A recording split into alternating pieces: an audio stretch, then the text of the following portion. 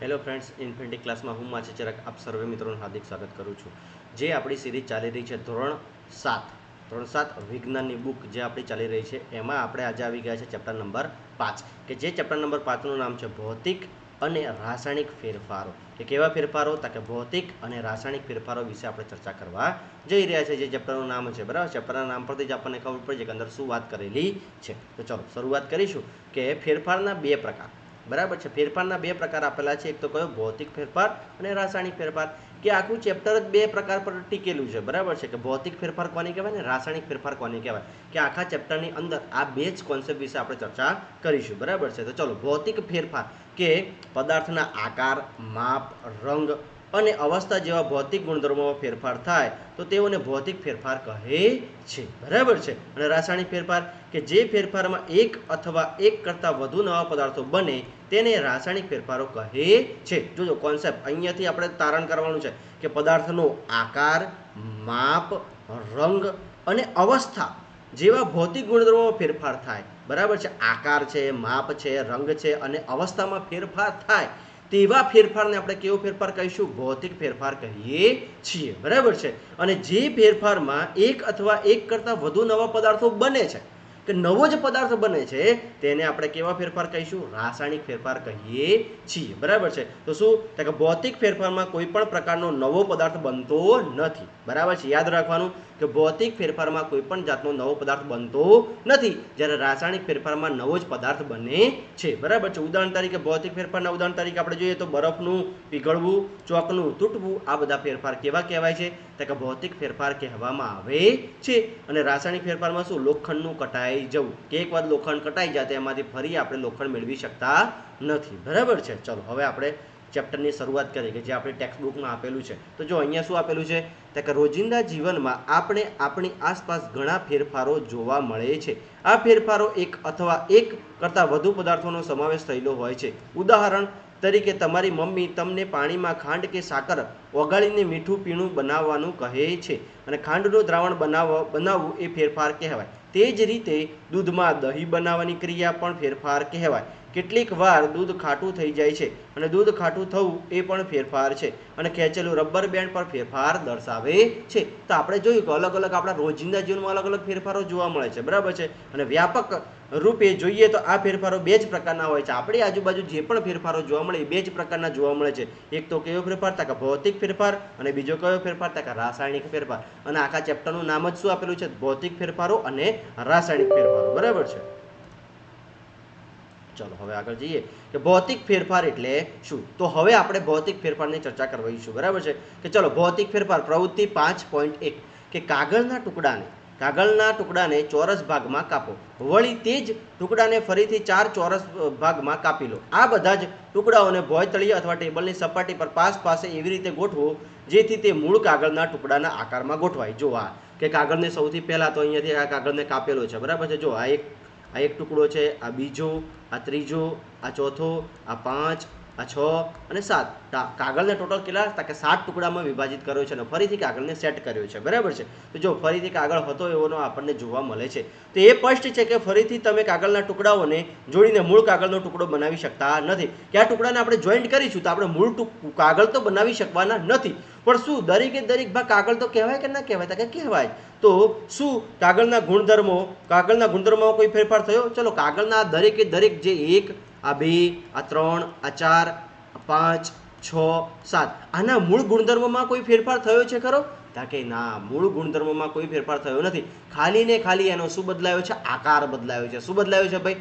આકાર બદલાયો છે. બાકી કોઈ જ ફરક પડ્યો નથી. તો ચલો હવે આગળ પ્રવૃત્તિ 5.2 કે પ્રવૃત્તિ આપણે જોઈશું કઈ? કે 5.2 કે તમારા વર્ગખંડના બ્લેકબોર્ડની નજીક જમીન પર વપરાયેલા ચોકનો ભૂકો ભેગો કરો અથવા તો ચોકના ટુકડાને ભાગીને ભૂકો કરો. સૌથી પહેલા શું કરવાનું છે? કે બ્લેકબોર્ડની આગળ જે ચોકના ટુકડા કે ચોકડો જે ભૂકો પડ્યો હોય એ ભૂકો એકઠો કરો અથવા તો નવો ચોક લઈને એનો ભૂકો કરી નાખો. હવે થોડું પાણી નાખીને તેની લુગદી બનાવો અને તેને ચોકના આકારમાં વણી લો. હવે સૂકવવા દો. કે શું કરવાનું છે આપણે? કારણ કે બ્લેકબોર્ડની આગળ જે ચોકના ટુકડા પડ્યા હોય, ચોકનો જે ભૂકો પડ્યો હોય, ભૂકાને ભેગો કરી લો, અથવા તો નવો ચોક લઈ, બરાબર છે, નવો ચોક લઈ અને એનો ભૂકો કરી નાખો અને ભૂકો કરી પછી એમાં થોડું પાણી નાખી અને ફરીથી ચોક આકારે એને વણી લો. બરાબર છે. તો તમને આ ચોકના ભૂકામાંથી ફરી ચોક બનાવી શક્યા? તો કે હા, આપણે ફરી ચોક બનાવી શક્યા, પણ મૂળ આકારનો ચોક બનાવી શક્યા નથી. તો આ પ્રવૃત્તિમાં પણ શું થાય છે? તો કે એનો આકાર બદલાય છે. શું બદલાય છે? તેનો આકાર બદલાય છે. ચલો હવે આગળ કે 5.3. બરાબર છે કે 5.3 એક નવી પ્રવૃત્તિ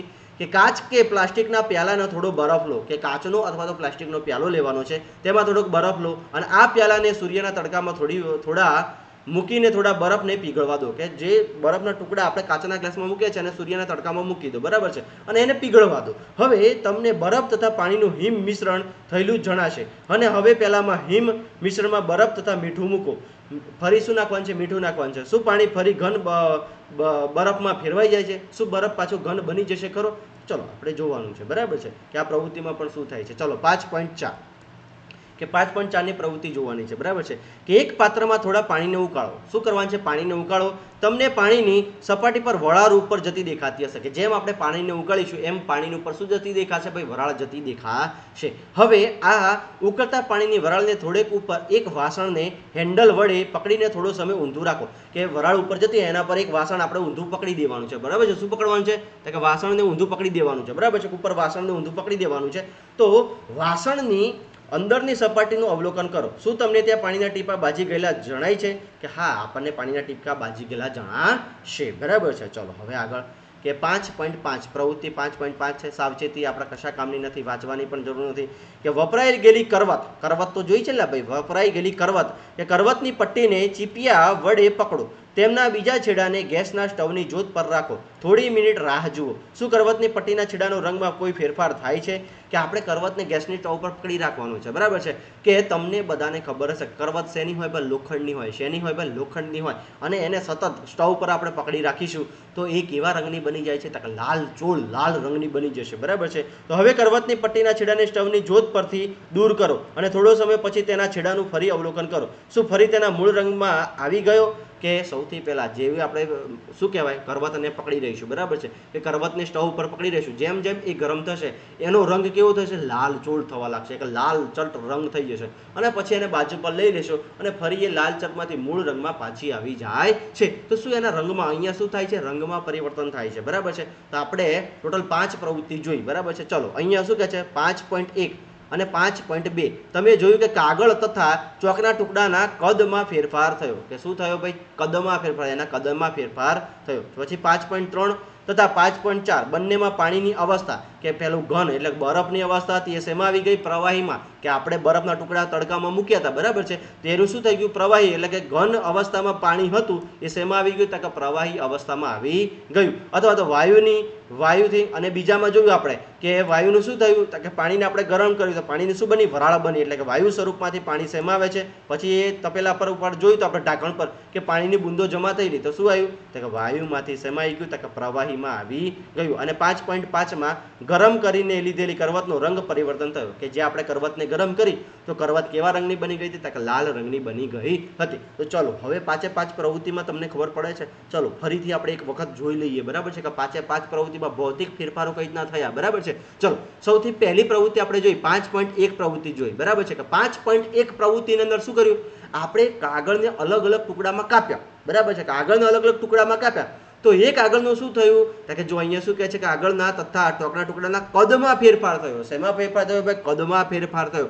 કે એનો આકાર અને કદમાં ફેરફાર થાય છે. બરાબર છે. ચલો પ્રવૃત્તિ 5.2 5.2માં આપણે શું જોયું હતું? કે ચોકના ટુકડાનો ભૂગો કર્યો, પછી એમાં પાણી નાખીને પછી એને ગોળ ગોળ વણી લીધું તો એના કદ અને આકારમાં ફેરફાર થયો હતો. મૂળ જેવો ચોક આપણને મળતો નહોતો પણ ચોક જેવું મળ્યું ખરું. બરાબર છે. પછી 5.3 અને 5.4 પ્રવૃત્તિ કે 5.3માં આપણે શું કર્યું હતું? તો કે બરફના ટુકડા લીધા એને સૂર્યપ્રકાશમાં મૂકી રાખ્યા. તો બરફ એ શું છે? તો કે પાણીનું કેવું સ્વરૂપ છે? ઘન સ્વરૂપ છે. કેવું છે? ઘન સ્વરૂપ. એને એને આપણે સૂર્યપ્રકાશમાં મૂક્યા તો ઘન સ્વરૂપમાંથી પાણી શેમાં આવી ગયું? પાછું પ્રવાહી સ્વરૂપમાં આવી ગયું હતું. બરાબર છે. ચલો 5.4ની પ્રવૃત્તિમાં શું કર્યું આપણે? પાણીને ગરમ કર્યું. એટલે પાણીને ગરમ કર્યું તો પાણી કયા સ્વરૂપે આવ્યું? વાયુ સ્વરૂપે. કયા સ્વરૂપે આવ્યું ભાઈ? વાયુ સ્વરૂપે આવ્યું. અને એના ઉપર એક ઢાંકણ ઢાંક્યું, એના પર એક ઢાંકણ પકડી રાખ્યું તો વાયુ અથડાયો. બરાબર છે. વરાળ અથડાઈ અને પાછું પ્રવાહી સ્વરૂપે આવ્યું. એટલે કે વાયુમાંથી શેમાં આવી ગયું? પ્રવાહી સ્વરૂપમાં આવી ગયું. પછી કરવતને આપણે પકડી રાખી તો કરવતનો શું થાય છે? કે કરવત તો એને જ રહે છે, પણ કરવતનો પહેલો રંગ હતો, હવે કરવત લાલ ચોળ તૈયાર થઈ જાય છે. બરાબર છે. કે કરવતનો શું થાય છે?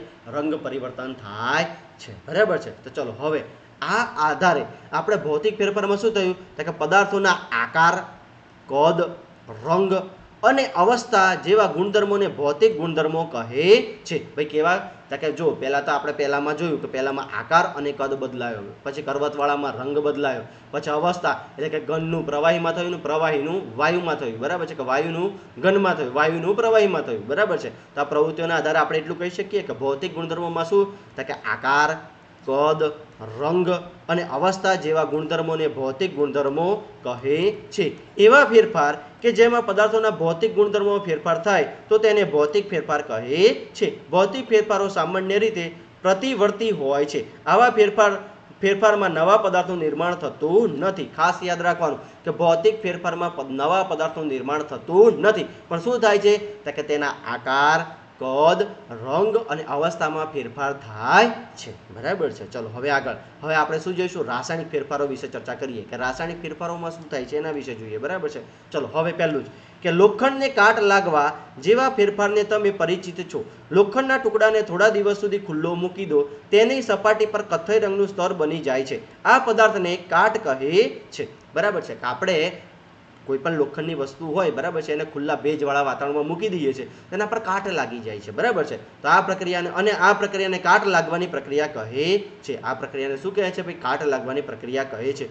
બગીચા અથવા ખેતરના લોખંડના દરવાજા, તેમાં રાખેલા લોખંડના બાકડા તથા લોખંડની કોઈ પણ વસ્તુને ખુલ્લામાં રાખેલી હોય તેને કાટ લાગે છે. કોઈ પણ વસ્તુને, લોખંડની કોઈ પણ વસ્તુને આપણે ખુલ્લી અવસ્થામાં રાખીશું તેને કાટ લાગે છે. તમે જોયું છે કે ઘરમાં રાખેલા પાવડા અને કુલ્હાડી પર થોડા દિવસ વાતાવરણમાં ખુલ્લા રહે તો તેને કાટ લાગે છે. રસોડામાં ભીની લોખંડની તવી થોડા સુધી વપરાયા વગર મૂકી રાખવામાં આવે તો તેને પણ કાટ લાગે છે. અને કાટ એ લોખંડ નથી. કાટ એ પછી શું છે?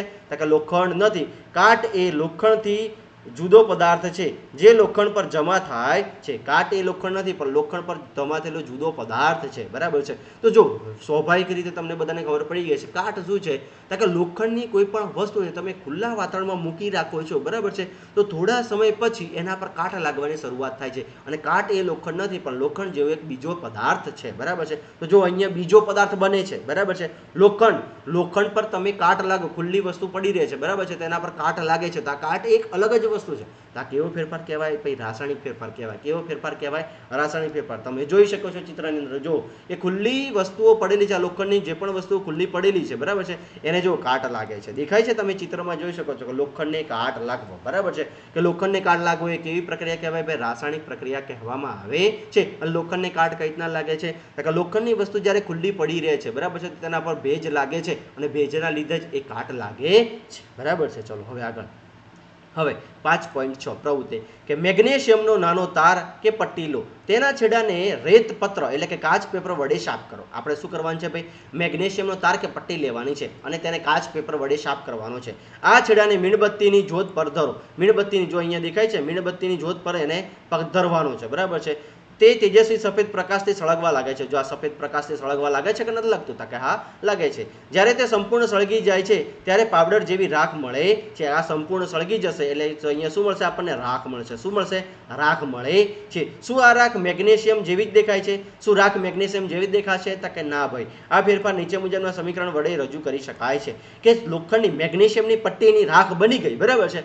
હવે એ રાખને તમે ભેગી કરો તો પાછી મેગ્નેશિયમની પટ્ટી મળે ખરી? કે ના. બરાબર છે. એટલે જો નીચે રાસાયણિક સમીકરણ આપેલું છે કે મેગ્નેશિયમની પટ્ટી ઓક્સિજનની હાજરીમાં સળગાવવામાં આવે છે. જો તમને બધાને કદાચ યાદ હશે, બરાબર છે, આપણે અગાઉ પણ ચર્ચા કરી ચૂક્યા છે કે કોઈ પણ વસ્તુ સળગે છે એના માટે જવાબદાર વાયુ કયો છે? તો ઓક્સિજન. કયો વાયુ છે? ઓક્સિજન. જો આપણી બાજુ ઓક્સિજન ના હોય તો કોઈ પણ વસ્તુ સળગી શકતી નથી. તો અહીંયા શું છે કે મેગ્નેશિયમની પટ્ટી એટલે કે Mg મેગ્નેશિયમની પટ્ટીને જ્યારે મીણબત્તીની જોડે લઈ જઈ અને સળગાવવામાં છે, ઓક્સિજનની હાજરીમાં સળગે છે તો શું બનાવે છે? મેગ્નેશિયમ ઓક્સાઇડ બનાવે છે. શું બનાવે છે ભાઈ? Magnesium oxide. અને મેગ્નેશિયમ ઓક્સાઇડ આપણને કયા સ્વરૂપે મળે છે? રાખ સ્વરૂપે મળે છે. કયા સ્વરૂપે મળે છે ભાઈ? રાખ સ્વરૂપે મળે છે. બરાબર છે. ચલો આગળ. મેગ્નેશિયમની આ રાખને પાણીમાં ઓગાળતા તે નવો પદાર્થ બને છે અને આ ફેરફારને નીચે મુજબ સમીકરણ વડે રજૂ કરી શકાય છે કે જો મેગ્નેશિયમ ઓક્સાઇડ એટલે કે મેગ્નેશિયમ ઓક્સાઇડને પાણી વડે કે મેગ્નેશિયમ ઓક્સાઇડની અંદર પાણી નાખ્યું એટલે કે H2 આપણે પાણી નાખ્યું તો મેગ્નેશિયમ હાઇડ્રોક્સાઇડ MgHOH ટ્વાઇસ બરાબર છે કે MgOH2 બરાબર છે ક્યાં મળે છે? તો મેગ્નેશિયમ ઓક્સાઇડની અંદર પાણી નાખતા મેગ્નેશિયમ હાઇડ્રોક્સાઇડ મળે છે કે નવો જ પદાર્થ બને છે. બરાબર છે. તો આને આપણે શું કહીશું? રાસાયણિક પ્રક્રિયા કહીશું. શું કહીશું ભાઈ? રાસાયણિક પ્રક્રિયા કહીશું. કે તમે પ્રકરણ 4 માં શીખી ગયા કે મેગ્નેશિયમ હાઇડ્રોક્સાઇડ બેઝ છે ભાઈ. મેગ્નેશિયમ હાઇડ્રોક્સાઇડ કેવો પદાર્થ છે? બેઝ પદાર્થ છે ભાઈ. કેવો પદાર્થ છે? બેઝ પદાર્થ છે. એટલે કે મેગ્નેશિયમના સળગાવવાથી મેગ્નેશિયમ ઓક્સાઇડ જેવો નવો પદાર્થ બને છે. મેગ્નેશિયમ ઓક્સાઇડ જેવો કેવો પદાર્થ બને છે? તો કે નવો જ પદાર્થ બને છે. અને મેગ્નેશિયમ ઓક્સાઇડમાંથી આપણે મેગ્નેશિયમની પટ્ટી બનાવી શકતા નથી. બરાબર છે. તો આ કેવો ફેરફાર કહેવાય છે? રાસાયણિક ફેરફાર કહેવામાં આવે છે. ચલો અહીંયા પ્રવૃત્તિ 5.7 બરાબર છે કે કાચના પ્યાલામાં એક બીકરમાં અડધો કપ પાણી ભરીને તેમાં લગભગ 1 ચમચી કોપર સલ્ફેટ એટલે મોર થૂતું નાખીને તેનું દ્રાવણ બનાવો. કે આ જો કોપર સલ્ફેટ એક પાણી લેવાનું છે અને એમાં કોપર સલ્ફેટ નાખી અને દ્રાવણ તૈયાર કરવાનું છે. ચલો આ પહેલું બીકર આપણું તૈયાર થઈ ગયું.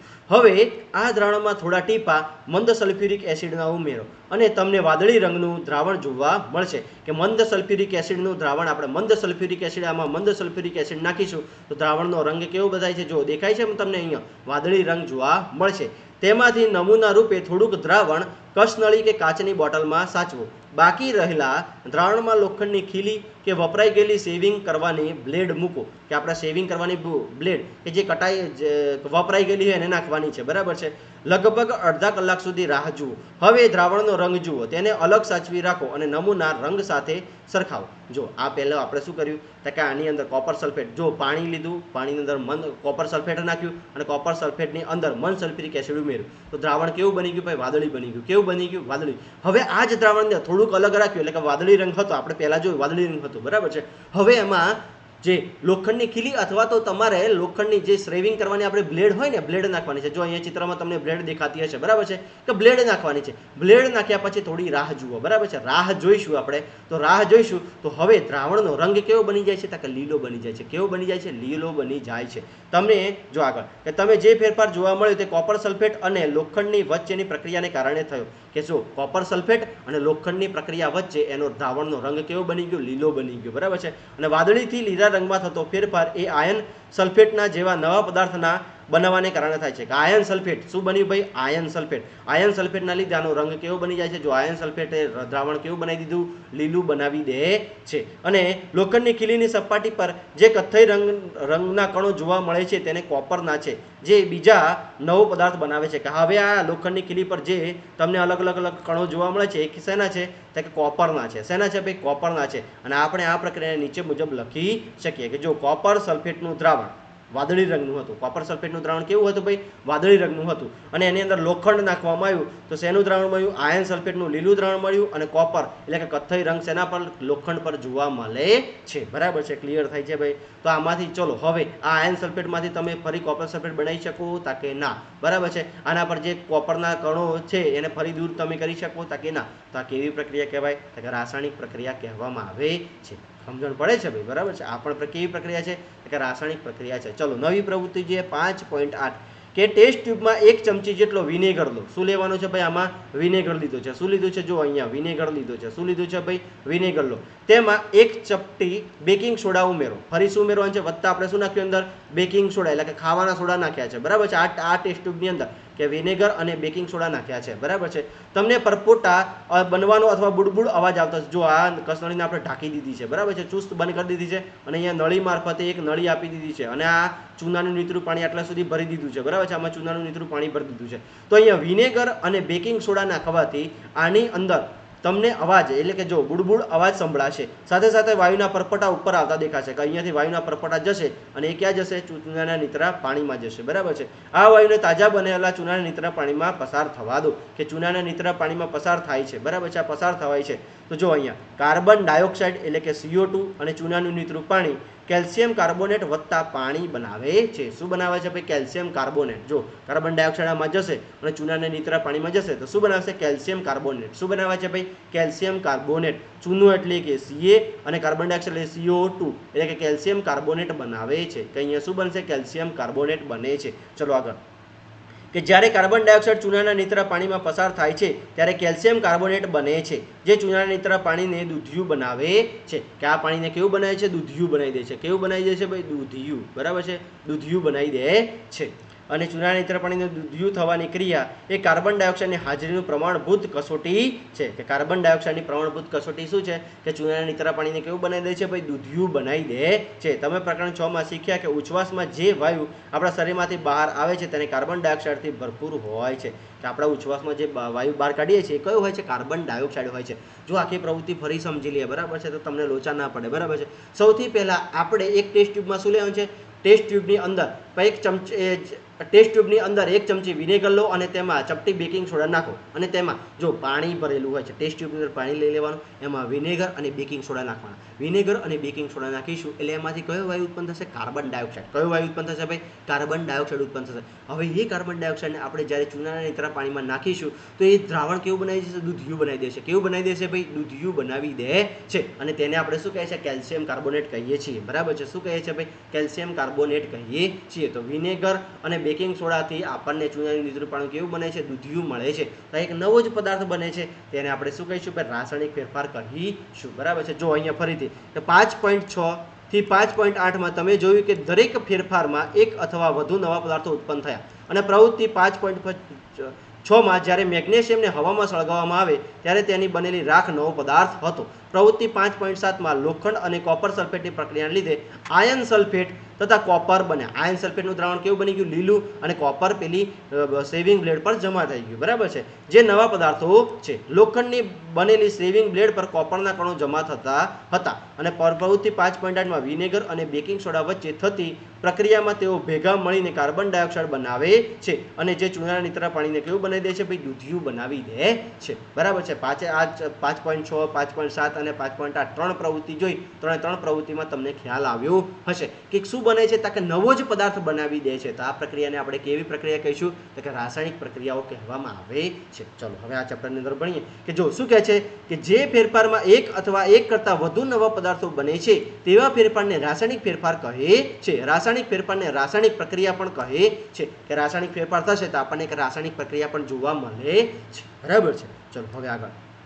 ચલો આપણા જીવનમાં રાસાયણિક ફેરફાર ઘણા અગત્યના છે. કે આપણા જીવનમાં રાસાયણિક ફેરફારો બહુ જ અગત્યના છે. જો રાસાયણિક ફેરફારો ના થાય તો આપણું જીવન જીવવું પણ થોડુંક અઘરું પડી જાય. બરાબર છે. ચલો જોઈએ કે રાસાયણિક ફેરફારના પરિણામે બધા નવા પદાર્થોનું નિર્માણ થાય છે. કે જે નવા પદાર્થો બને છે એ રાસાયણિક ફેરફારના લીધે જ બને છે. જો રાસાયણિક ફેરફાર ના થાય તો નવા પદાર્થો બની શકે તેમ નથી. બરાબર છે. કે આપણે જીવન જીવવા માટે રાસાયણિક ફેરફારો થવા જરૂરી છે. કે ઉદાહરણ તરીકે કે આપણા શરીરમાં ખોરાકનું પાચન, કે આપણા શરીરમાં જો ખોરાકનું પાચન થાય એ પણ કેવો ફેરફાર કહેવાય? કે રાસાયણિક ફેરફાર કહેવાય. તમે વિચાર કરો કે જો પાચન ના થાય તો, આ રાસાયણિક ફેરફાર ના થાય તો તમે જીવન જીવી શકો ખરા? તો કે ના. ચલો ફળોનું પાકવું, ફળ પાકે જ નહીં તો એને ખાવાની મજા આવે ખરી? તો કે ના. ફળોનું પાકવું એ પણ કેવી પ્રક્રિયા કહેવાય? તો કે રાસાયણિક પ્રક્રિયા કહેવાય છે. દ્રાક્ષનું આથવણ આ પણ કેવી પ્રક્રિયા કહેવાય છે? તો કે રાસાયણિક પ્રક્રિયા કહેવાય છે. વગેરે શ્રેણીબદ્ધ રાસાયણિક પ્રક્રિયાઓને કારણે થાય છે. દવાઓ રાસાયણિક પ્રક્રિયાની શૃંખલાઓને અંતિમ નિપજ છે. કે જે દવાઓ બને છે બરાબર છે એ દવાઓ પણ કેવી પ્રક્રિયા છે? તો કે રાસાયણિક પ્રક્રિયા છે. આપણે જે મેડિસિન રોજ લઈએ છીએ ને એ મેડિસિન પણ કેવી છે? તો કે રાસાયણિક ફેરફાર છે. તમે ગોળીને ગળો છો બરાબર છે તો એ ગોળીનું શું થશે? તો કે એ ગોળી તમારા શરીરની અંદર આખા શરીરમાં ફેલી જાય છે. બરાબર છે. તો એ પણ કેવો ફેરફાર કહેવાય? તો કે રાસાયણિક ફેરફાર કહેવાય છે. ચલો પ્લાસ્ટિક તથા ડિટર્જન્ટ જેવા ઉપયોગી નવા પદાર્થોને રાસાયણિક પ્રક્રિયા દ્વારા જ બનાવવામાં આવે છે. અને વાસ્તવમાં દરેક નવો પદાર્થ રાસાયણિક ફેરફારના અભ્યાસ દ્વારા શોધાય છે. કે દરેક જે પદાર્થ નવો બને છે એ શેના લીધે બને છે? તો કે રાસાયણિક ફેરફારના લીધે જ બને છે. જો રાસાયણિક ફેરફાર ના થાય તો નવી વસ્તુ આપણે બનાવી શકતા નથી. બરાબર છે. ચલો હવે આગળ કે આપણે જોયું કે રાસાયણિક ફેરફાર વડે એક અથવા તો એક કરતાં વધુ નવા પદાર્થો બને છે. એક અથવા એક કરતાં વધુ નવા પદાર્થો બને છે. નવા પદાર્થો ઉપરાંત રાસાયણિક ફેરફાર સાથે નીચે મુજબની ઘટનાઓ પણ બની શકે છે. કે જ્યારે રાસાયણિક ફેરફાર થાય ત્યારે નીચે મુજબની ઘટનાઓ પણ થતી હોય છે. જેમ કે ઉષ્મા ઉત્પન્ન થવી, પ્રકાશ કે બીજા પ્રકારનું વિકિરણ કે ઉત્સર્જન પામે તે અથવા શોષાય, આ બધા કે શું થાય છે કે રાસાયણિક પ્રક્રિયા થાય તો આ બધી વસ્તુઓ જોવા મળે. શું જોવા મળે આપણને? ઉષ્મા પણ જોવા મળે, પ્રકાશ પણ જોવા મળે, બીજા પ્રકારનું વિકિરણ પણ જોવા મળે, ઉત્સર્જન જોવા મળે અને શોષણ પણ જોવા મળે છે. ચલો, ધ્વનિનું ઉત્પન્ન થવું, એ ધ્વનિ પણ ઉત્પન્ન થાય છે. અમુકમાં ગંધ પણ પરિણમે છે અથવા તો નવી ગંધતા આવે છે કે જે ગંધ હોય એ દૂર થઈ જાય છે, નવી ગંધ આવે છે. પછી રંગમાં ફેરફાર થઈ શકે છે. પછી વાયુ પણ બની શકે છે કે કોઈ પણ વસ્તુનું વાયુ પણ બની શકે છે. ક્લિયર થાય છે? કાર્બન ડાયોક્સાઇડ આપણે વાયુ જોયો હતો ને, બરાબર છે? એવી જ રીતે ધ્વનિ, બળબડ અવાજ આવે તો એટલે ધ્વનિ પણ ઉત્પન્ન કરી શકે છે.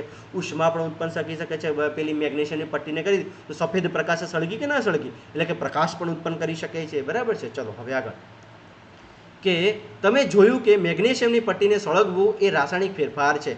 કોલસો, લાકડું, પાંદડાનું સળગવું એ પણ કેવો છે? રાસાયણિક ફેરફાર છે. કે કોલસાનું સળગવું, લાકડાનું સળગવું, પાંદડાનું સળગવું, આ બધી પણ કેવી પ્રક્રિયા છે? તો ભાઈ રાસાયણિક પ્રક્રિયાઓ છે. વાસ્તવમાં કોઈ પણ પદાર્થનું સળગવું એ રાસાયણિક ફેરફાર જ છે. બળવાની સાથે હંમેશા ઉષ્મા ઉત્પન્ન થાય છે. કે કોઈ પણ વસ્તુ સળગે છે એમાં હંમેશા શું ઉત્પન્ન થાય છે? તો કે ઉષ્મા ઉત્પન્ન થાય છે. કોઈ પણ વસ્તુ સળગે છે એ કયો ફેરફાર કહેવાય છે? તો કે રાસાયણિક ફેરફાર કહેવાય છે. યાદ રાખજો કે કોઈ પણ વસ્તુ સળગે છે એ કયા ફેરફારને આધારે સળગે છે? ભૌતિક કે રાસાયણિક? તો રાસાયણિક ફેરફારના આધારે કોઈ પણ વસ્તુ સળગે છે. બરાબર છે? ચલો હવે આગળ, કે ફટાકડાનું ફૂટવું. શું છે? ફટાકડાનું ફૂટવું એ રાસાયણિક ફેરફાર છે. ભાઈ ફટાકડા ફૂટે છે એ કેવો ફેરફાર કહેવાય? તો કે રાસાયણિક ફેરફાર કહે છે. તમે જાણો છો કે આવા વિસ્ફોટકમાં ઉષ્મા, એટલે ફટાકડું ફૂટે તમને ઉષ્મા, એટલે કે ઉષ્મા પણ જોવા મળે છે, પ્રકાશ પણ જોવા મળે છે, ધ્વનિ પણ જોવા મળે છે. તમને બધાને ખબર છે કે પ્રકાશ જોવા મળે છે, ઉષ્મા જોવા મળે છે અને ધ્વનિ પણ ઉત્પન્ન થાય છે. અને ઉપરાંત અવગણવા વાયુઓ પણ ઉત્પન્ન થાય છે. અને અમુક વાયુઓ પણ ઉત્પન્ન થાય છે કે જ્યારે આપણે ફટાકડો ફોડીએ છીએ, બરાબર છે, ત્યારે આપણને ઉષ્મા, પ્રકાશ, ધ્વનિ અને વાયુઓ પણ ઉત્પન્ન થાય છે અને વાતાવરણને પ્રદૂષિત કરે છે. આથી તમને ફટાકડા ન ફોડવાની સલાહ આપવામાં આવે છે. એટલા માટે જ આપણે ફટાકડા ન ફોડવાની સલાહ આપવામાં આવે છે. કે એક ફટાકડો આપણે ફોડીશું તો એમાંથી શું ઉત્પન્ન થશે? તો ઉષ્મા ઉત્પન્ન થશે, પ્રકાશ ઉત્પન્ન થશે, ધ્વનિ ઉત્પન્ન થશે અને વાયુઓ, અણગમતા વાયુઓ પણ ઉત્પન્ન થાય છે. એટલા માટે જ આપણને ફટાકડા ફોડવાની ના પાડવામાં આવે છે. કેમ? તો કે ફટાકડો ફોડવો એ કેવી પ્રક્રિયા છે? તો કે રાસાયણિક પ્રક્રિયા છે. ભાઈ કેવી પ્રક્રિયા છે? રાસાયણિક પ્રક્રિયા છે. ચલો આગળ, કે જ્યારે ખોરાક બગડી જાય છે ત્યારે તેમાંથી દુર્ગંધ આવે છે. આવા ફેરફારને આપણે રાસાયણિક ફેરફાર કહી શકીએ? કે ખોરાક બગડી જાય છે તો એ રાસાયણિક ફેરફાર કહેવાય કે ન કહેવાય? તો કે હા, કહેવાય. બરાબર છે? કે ખોરાકનું બગડી જવું એ પણ કેવી પ્રક્રિયા છે? તો કે રાસાયણિક પ્રક્રિયા છે.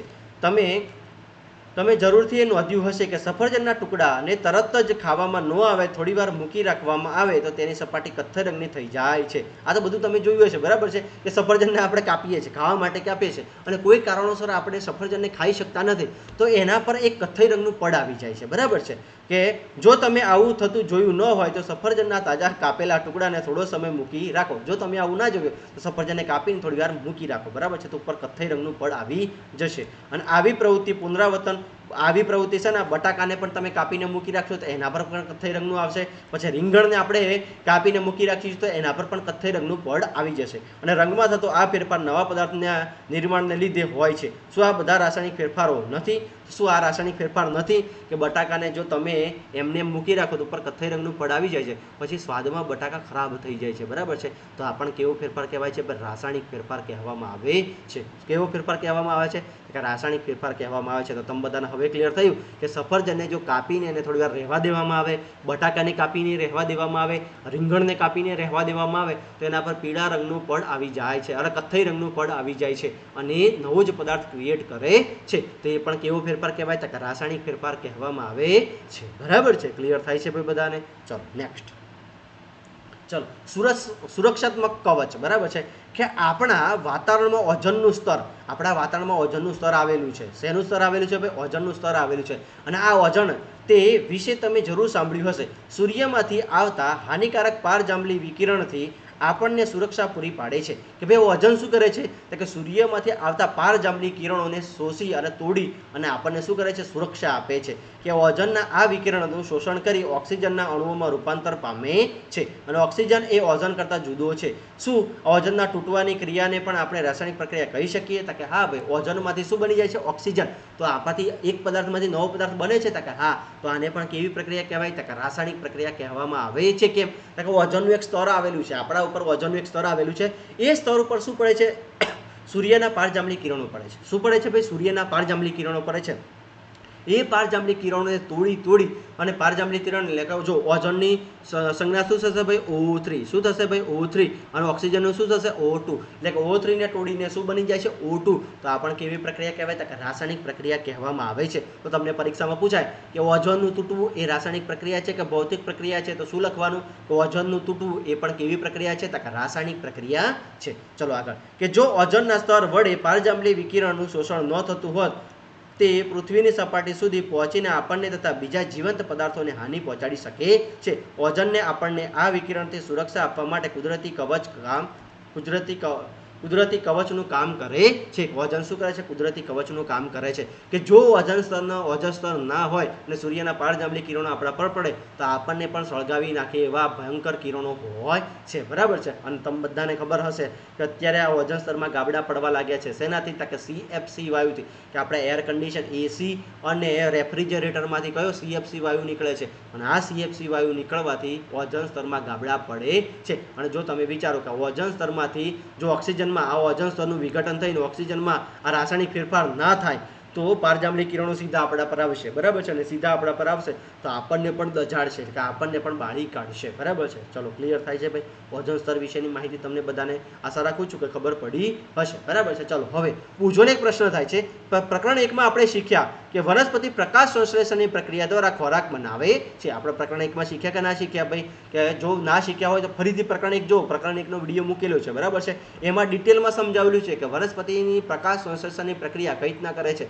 કે કાર્બન ડાયોક્સાઇડ પાણી સેન્દ્રિય પદાર્થો બરાબર છે અને સૂર્યપ્રકાશની હાજરીમાં વનસ્પતિ કઈ રીતના ખોરાક બનાવે છે એની આપણે ચર્ચા કરી છે બરાબર છે તો આપણે પ્રકાશ સંશ્લેષણની રાસાયણિક ફેરફાર કહી શકીએ તો પહેલી કહે છે કે પાચન પણ એક રાસાયણિક ફેરફાર છે કે જો પાચનને એક રાસાયણિક ફેરફાર કહેવાય તો પ્રકાશ સંશ્લેષણની પ્રક્રિયાને પણ આપણે રાસાયણિક ફેરફાર કહી શકીશું કેમ તો કે પ્રકાશ સંશ્લેષણની પ્રક્રિયામાં કાર્બન ડાયોક્સાઇડ પાણી ખનિજ દ્રવ્યો અને સૂર્યપ્રકાશની હાજરીમાં વનસ્પતિ પોતાનો ખોરાક તૈયાર કરે છે એટલે કે નવો જ પદાર્થ તૈયાર કરે છે કાર્બોદિત સ્વરૂપે નવો જ પદાર્થ તૈયાર કરે છે એટલા માટે પ્રકાશ સંશ્લેષણની પ્રક્રિયાને પણ આપણે કેવી પ્રક્રિયા કહીશું તો કે રાસાયણિક પ્રક્રિયા કહેવામાં આવે છે બરાબર છે ચલો હવે આગળ લોખંડનું કટાવ કે લોખંડ પર જે કાટ લાગે છે કઈ રીતના લાગે છે એના વિશે જોઈએ બરાબર છે ચલો આગળ કે ચાલો આપણે કાટ લાગવાની ક્રિયા ફરીથી જોઈએ કે આ એક એવો ફેરફાર છે જે લોખંડની વસ્તુઓને અસર કરે છે તમે તેનો ધીમે ધીમે નાશ કરે છે લોખંડનો ઉપયોગ પુલના નિર્માણમાં જહાજ કાર ટ્રકનું માળખું અને ઘણી વસ્તુઓ બનાવવા માટે થાય છે તેને કાટ લાગવાને કારણે ઘણું આર્થિક નુકસાન થાય છે કે તમે વિચાર કરો કે અત્યારના જમાનામાં જો લોખંડ વગર આપણે રહેવાનું હોય તો આપણે રહી શકીએ ખરા હતા કે ના બહુમાળી ઇમારતો મોટા મોટા જહાજો આપણી કાર છે આપણી ટ્રક છે બરાબર છે અને બીજી ઘણી બધી વસ્તુઓ શેની બનાવવામાં આવે છે તો કે લોખંડની બનાવવામાં આવે છે અને જો લોખંડને કાટ લાગે લોખંડ વસ્તુ નકામું થઈ જાય તો આ બધી વસ્તુ નકામી થાય કે ના થાય કે થાય તો આને રોકવા માટે આપણે શું કરી શકીએ તો કે જો કાટ લાગવાની પ્રક્રિયાને નીચે મુજબ સમીકરણ દ્વારા રજૂ કરવામાં આવે છે આ પરીક્ષામાં પૂછાય છે કાટ લાગવાની પ્રક્રિયા તો જો શું હોય છે લોખંડ શું હોય છે Fe અને Fe પર શું આવે છે ઓક્સિજન એટલે કે હવામાંથી શું મળી જાય છે ઓક્સિજન જો લોખંડ પડ્યું હોય લોખંડ પર શું લાગે છે હવા એટલે કે ઓક્સિજન આવે છે ઓક્સિજન લાગે છે અને બીજું શું હોય છે તો કે પાણી H2O કે લોખંડ એના પર ઓક્સિજન આવ્યું ઓક્સિજન તો આપણને બધાને ખબર છે કે વાતાવરણમાં કેટલા ટકા ઓક્સિજન રહેલું હોય છે 21% કેટલા ટકા છે 21% એટલે ઓક્સિજન લોખંડને કોઈ પણ જગ્યાએ લેવા જવાની જરૂર નથી કેમ કે જ્યાં જ્યાં આપણે લોખંડ રાખીશું એની આરપાર ઓક્સિજન હશે એટલે કે લોખંડ પર જ્યારે પાણી શું આવે છે પાણી પડે છે વાતાવરણમાંથી ઓક્સિજન મેળવે છે એટલે કે ઓક્સિજન અને પાણી આ બંને ભેગું થાય છે અને લોખંડને કાટ લાગવાનું કામકાજ ચાલુ થાય છે કે લોખંડને કાટ લાગે છે અને લોખંડને કાટને આપણે શું કહીશું આયન ઓક્સાઇડ શું કહીએ છીએ ભાઈ લોખંડના કાટને આપણે શું કહીએ છીએ આયન ઓક્સાઇડ અને પરીક્ષામાં હા લોખંડનું અણુસૂત્ર પૂછાય કાટનું અણુસૂત્ર પૂછાય છે શું પૂછાય છે Fe2O3 × 10H2O કે કાટનું અણુસૂત્ર લખો તો Fe2O3 × 10H2O.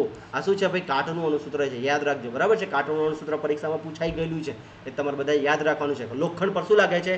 ઓક્સિજન અને પાણી, આ બધું ભેગું થાય એટલે કાટ લાગે છે, બરાબર છે. તો તમને બધાને ખબર પડી હોય કે સાહેબ લોખંડને જો આપણે ઓક્સિજન અને પાણી બે વસ્તુ જો ના મળવા દઈએ તો લોખંડને કાંટા લાગશે ખરો? તાકે ના, બરાબર છે. તો આપણે શું કરવાનું છે? લોખંડને ઓક્સિજન અને પાણી ના મળે એનું સાવચેતી રાખવાની છે. પણ આપણે કઈ રીતના સાવચેતી રાખીશું? તો કે સાહેબ બધી જગ્યાએ આપણને ઓક્સિજન તો જોવા મળશે, તો બીજું શું નહીં આવવા દેવાનું? તો કે પાણી જો નહીં મળે તો લોખંડને કાંટા લાગશે નહીં. તેના પર શું એક આવરણ ચડાવવું પડે. જો કાટ લાગવા માટે ઓક્સિજન અને પાણી બંનેની હાજરી અનિવાર્ય છે. કે કાટ લાગવા માટે ઓક્સિજન અને પાણી બંનેની હાજરી હશે તો જ કોઈ પણ વસ્તુ પર કાટ લાગે છે, બાકી કાટ લાગશે નહીં. તો વાસ્તવમાં જો હવામાં ભેજનું પ્રમાણ વધારે હોય તો તેનો અર્થ થાય કે વધુ ભેજવાળા કાટ ઝડપથી લાગે છે, કે વધુ ભેજમાં કાટ ઝડપથી લાગે છે, બરાબર છે. તો ચલો આગળ.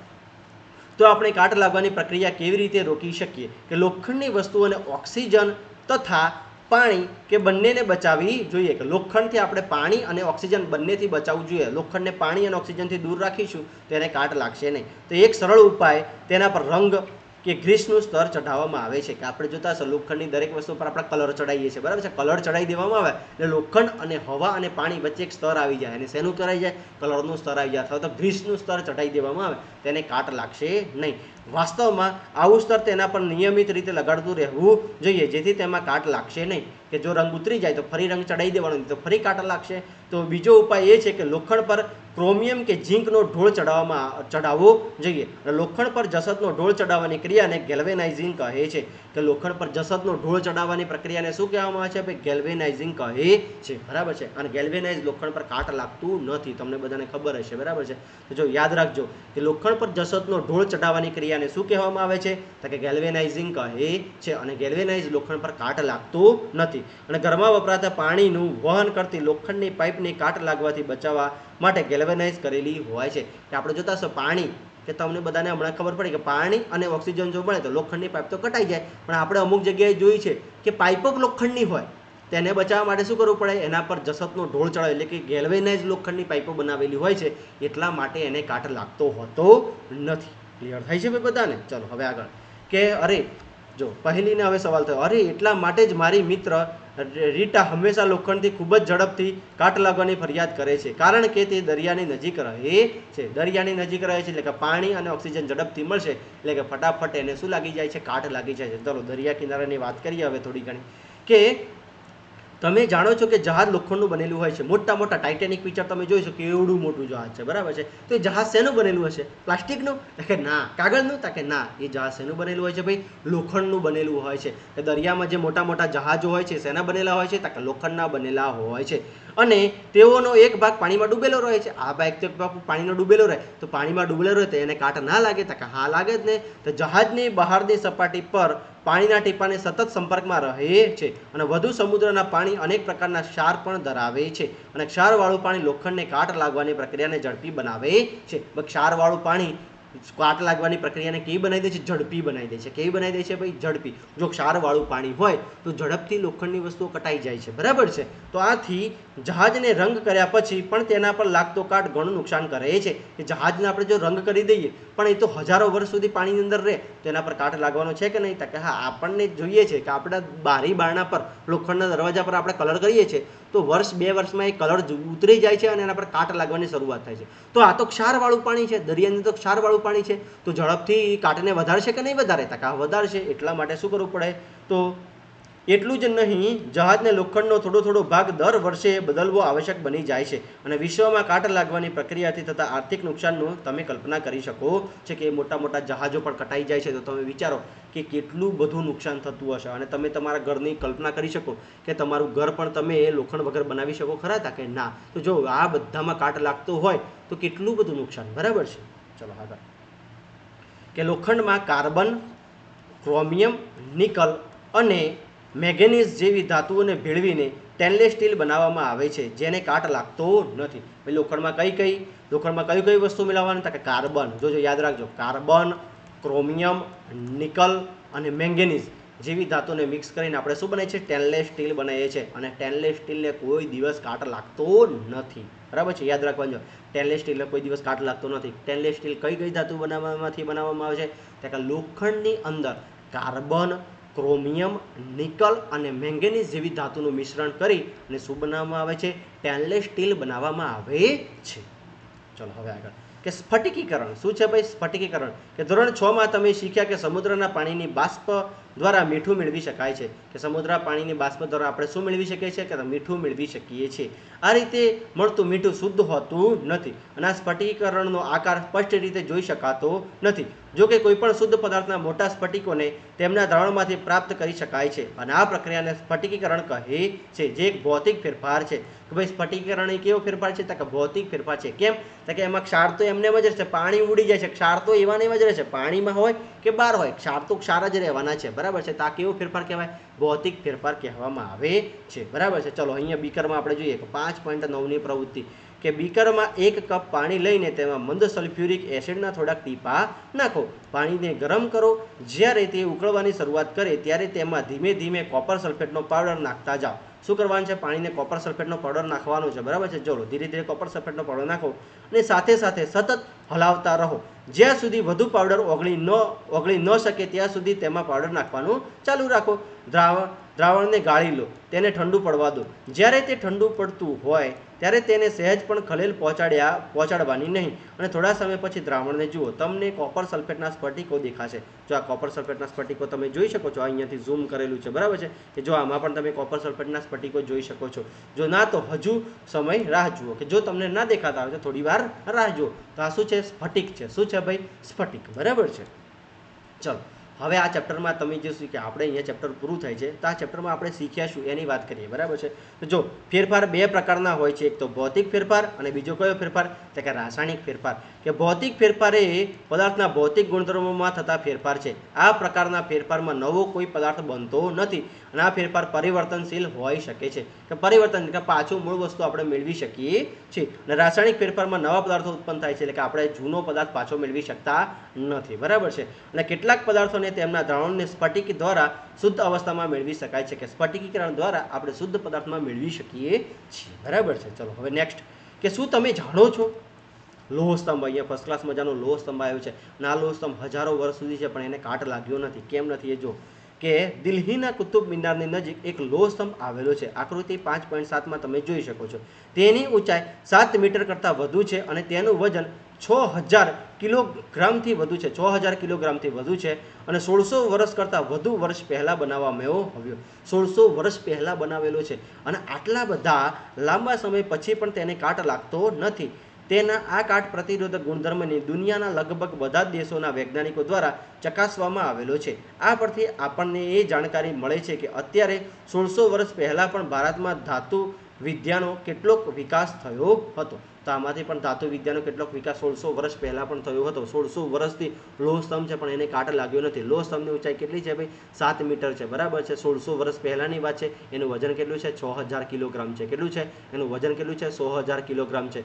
કુતુબ મિનારની નજીક આવેલો છે, દિલ્હીની અંદર કુતુબ મિનારની નજીક આવેલો છે. યાદ રાખવાનું છે, બરાબર છે? કે એની ઊંચાઈ કેટલી છે? 7 મીટર છે. એને અત્યાર સુધી કાટ લાગ્યો નથી, બરાબર છે? તો આપણે અહીંયા આ ચેપ્ટર પૂરું કરીએ છીએ, બરાબર છે? આશા રાખું છું કે તમને ભૌતિક ફેરફાર અને રાસાયણિક ફેરફાર વિશે ડિટેલ માહિતી મળી હશે, બરાબર છે?